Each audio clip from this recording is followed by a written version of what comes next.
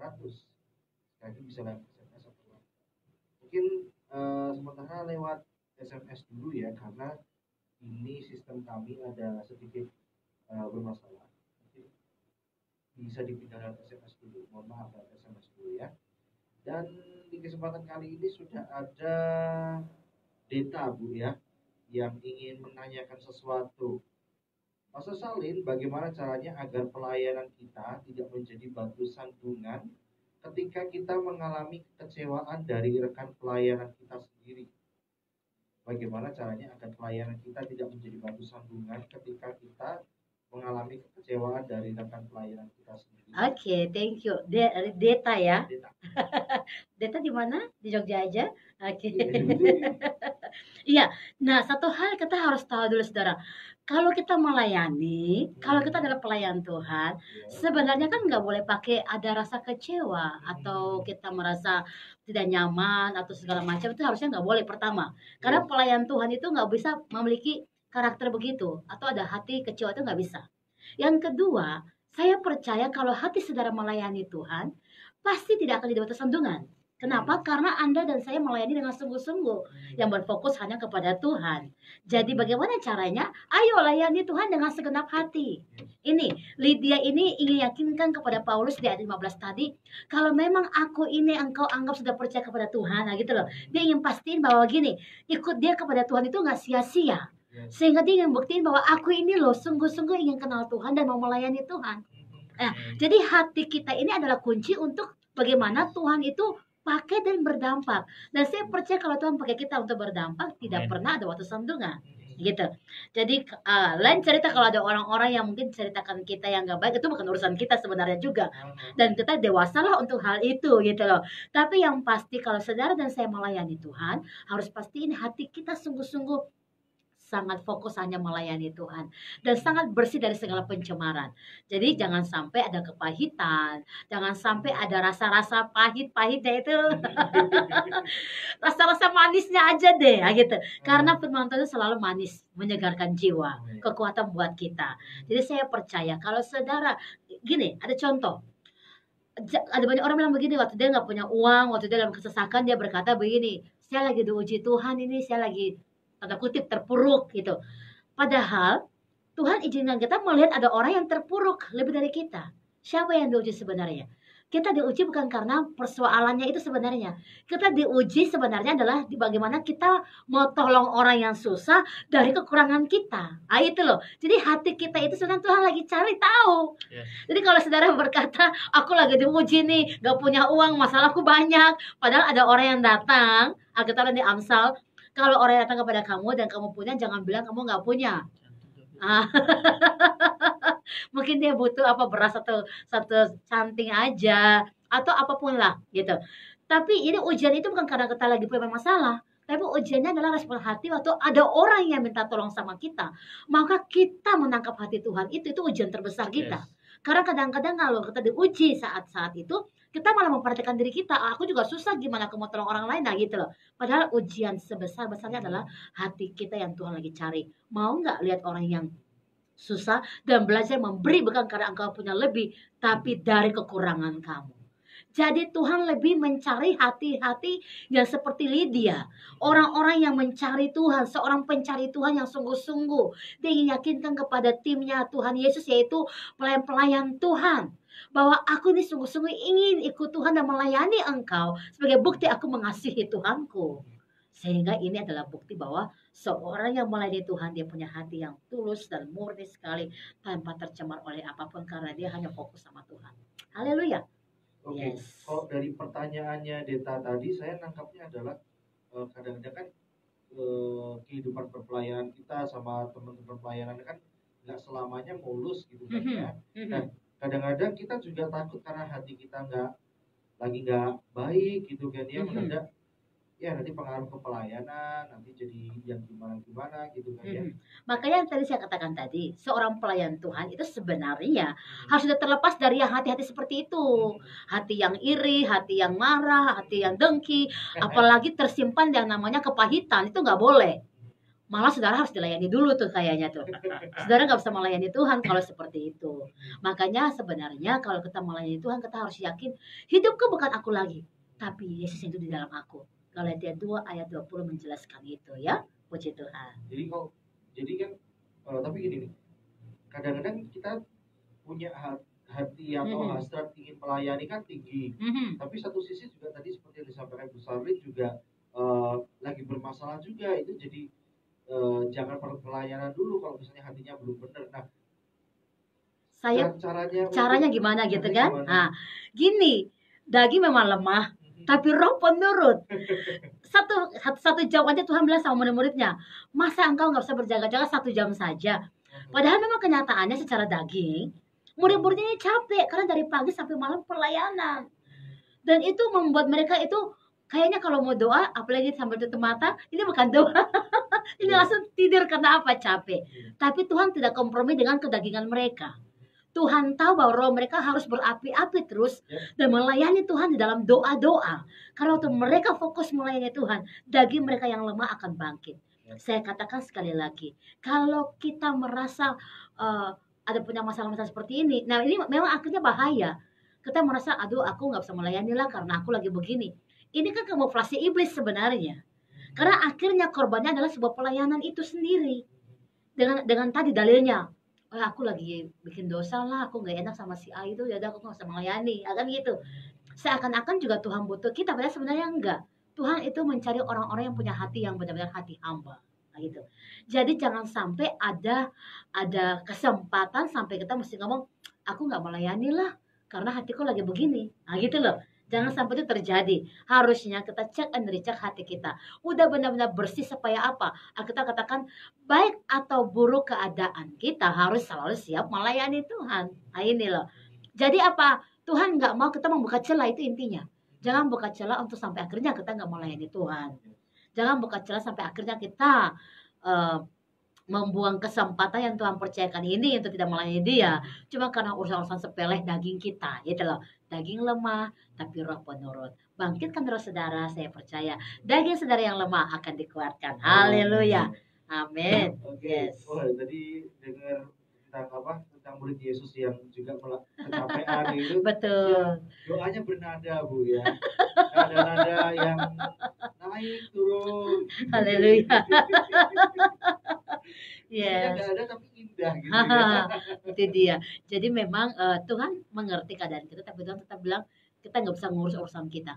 Kita harus urus urusan roh kita supaya Tuhan dipermuliakan. Amin. Mau nggak mau kalau misalnya kita sudah terjun di pelayanan atau kita sudah dipercaya pada sesuatu yang sudah dipercayakan Tuhan, mau nggak mau harus total gitu. Harus total.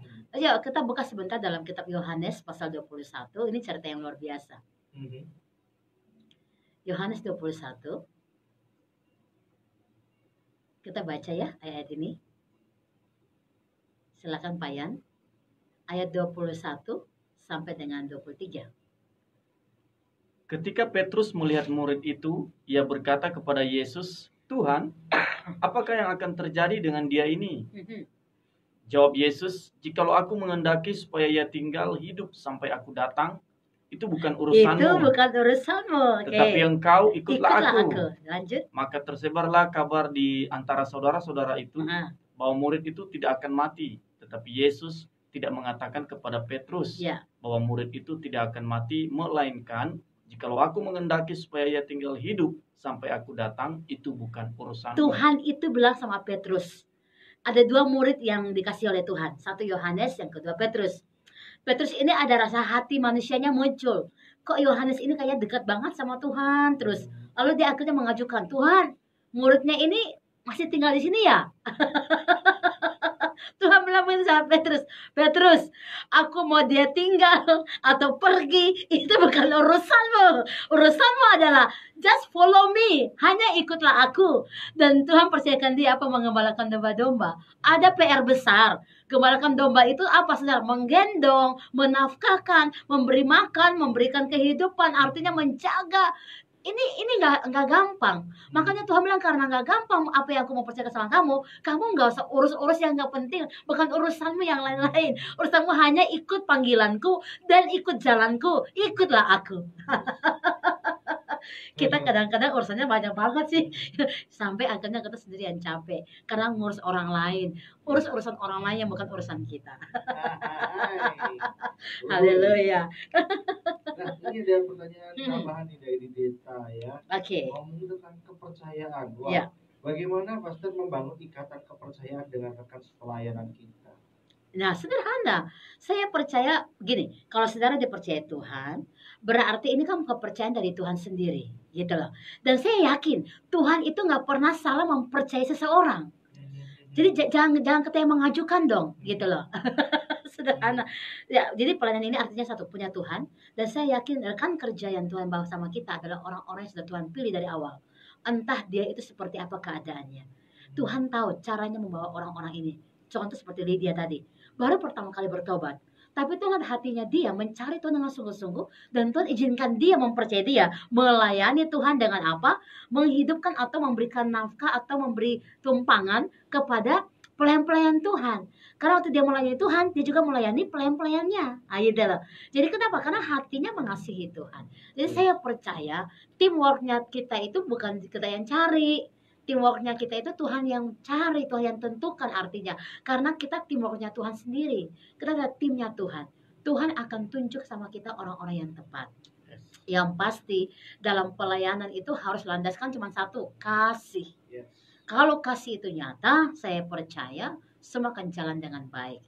Dan memang seperti yang Tuhan katakan di dalam cerita bagaimana Lazarus dibangkitkan, gitu ya. Sudah 4 hari mati, dan saudara tahu bahwa Maria, kemudian Magdalena, dan Lazarus adalah orang-orang sahabat-sahabatnya Tuhan Yesus, teman-temannya Tuhan Yesus, orang-orang yang dekat dengan Tuhan artinya. Tetapi saat itu Tuhan berkata begini, adalah baik untuk aku nggak ada di situ supaya imanmu muncul. Dengan kata lain, kadang-kadang Tuhan izinkan kita itu harus mengalami hal-hal yang dimana tidak ada, rasanya nggak ada kehadiran. Rasanya kayaknya nggak ada kehadiran Tuhan. Tapi supaya iman kita kembali muncul. Sama seperti di dalam kitab Ayub pasal 23 ayat yang ke-10. Seandainya aku diuji, ia tahu jalan hidupku, aku akan muncul seperti emas murni. Karena di ayat 8 sampai dengan 9 dikatakan Ayub itu mencari Tuhan ke timur, ke barat, ke utara, ke selatan. Sepertinya dia merasa tidak ada Tuhan. Tapi keyakinan imannya dia berkata, seandainya aku diuji, aku akan muncul seperti emas murni. Karena dia punya keyakinan imannya ini yang mengerjakan hatinya melayani Tuhan. Sama dengan Abraham. Waktu Tuhan suruh dia pergi ke sana, ke timur, ke barat, pergi ke tempat yang belum dia tahu, dia menjalankan semua dengan imannya.